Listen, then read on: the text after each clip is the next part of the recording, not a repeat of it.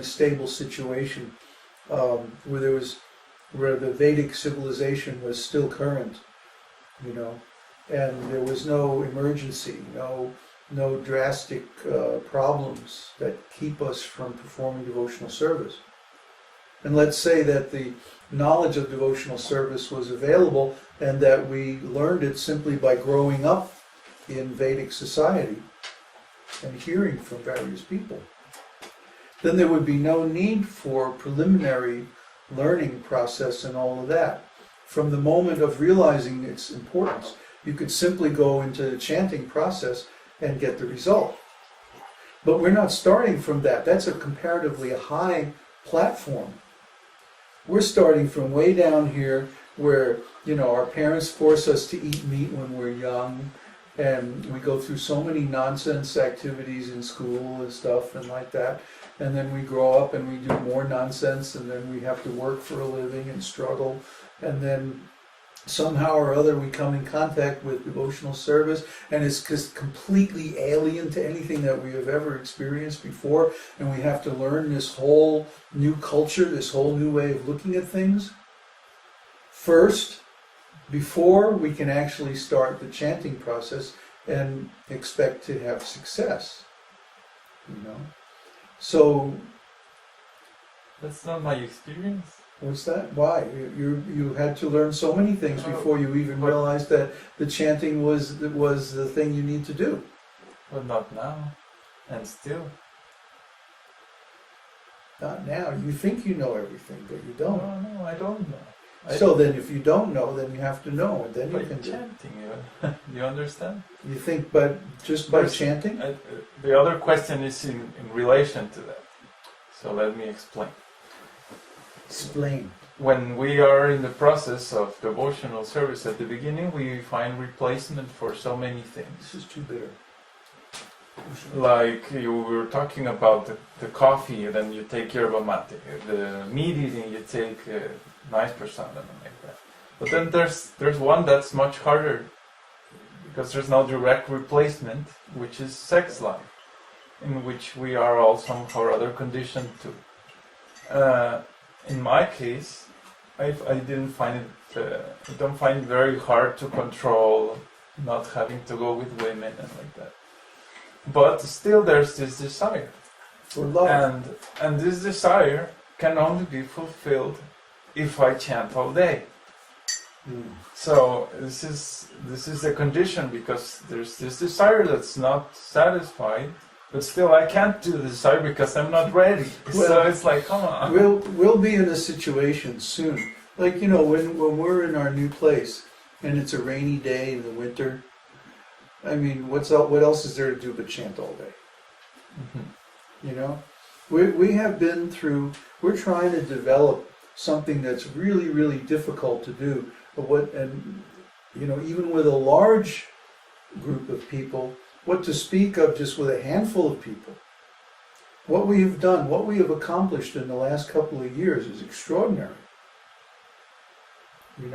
And so we have all done so much service, like me spending days after day after day after day on the internet, just replying to hundreds and hundreds and hundreds of messages and stuff, just to get the people that we've got, just to get as far as we have, which is actually pretty amazing. When you look at, how many godbrothers do I have? Thousands of godbrothers who, haven't done anything? And they've had all these years.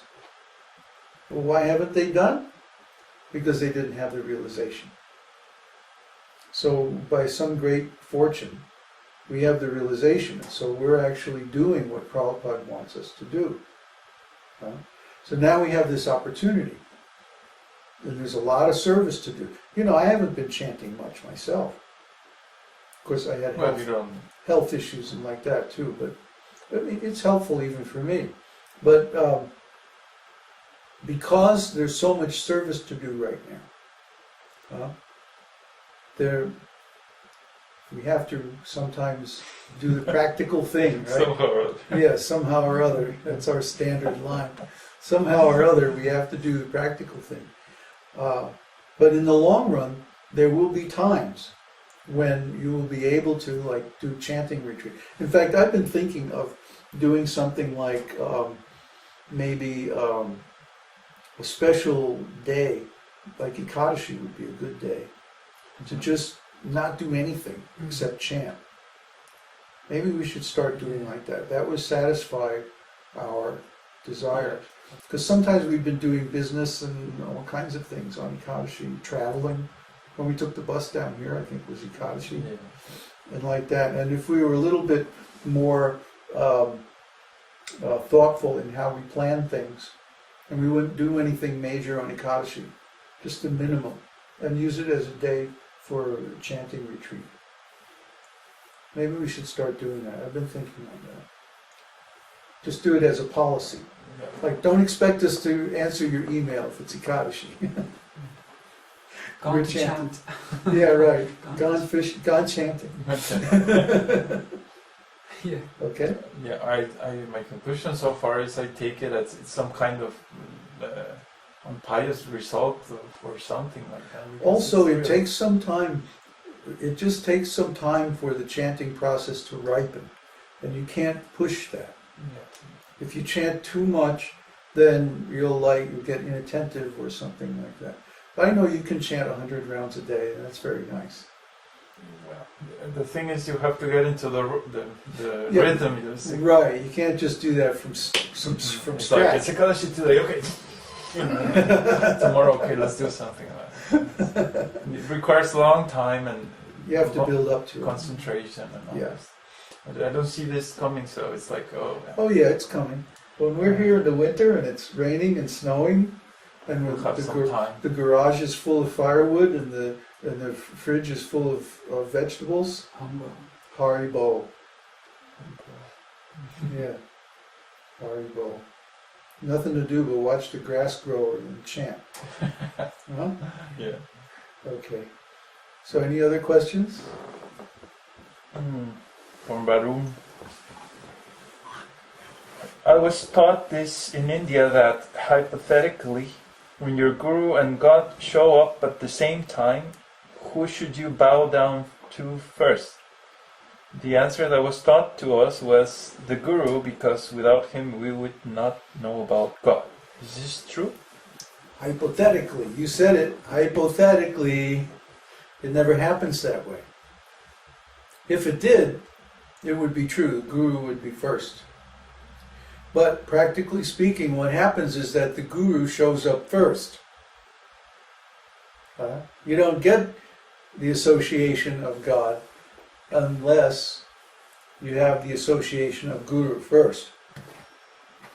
So it is just a hypothetical question. Or maybe if we were there in Mahabharata time, it might be possible that Krishna and Guru would show up at the same time. But practically speaking, for anyone today, Krishna is not going to show up until after they have satisfied Guru. Actually, we go in the temple, and even if the deities are open, the etiquette is we pay obeisances to the spiritual master first. Vyasa-san is there. Śrīla Prabhupada's picture is there on the Vyasa-san. And but the deities are also there, and the deities, the curtains open. What do? First we bow down before Śrīla Prabhupada. Then we go do obeisances before the deities and take darshan. So, the answer is Guru first. That's why we always start with Śrīla Prabhupada Pranati. Okay. Okay.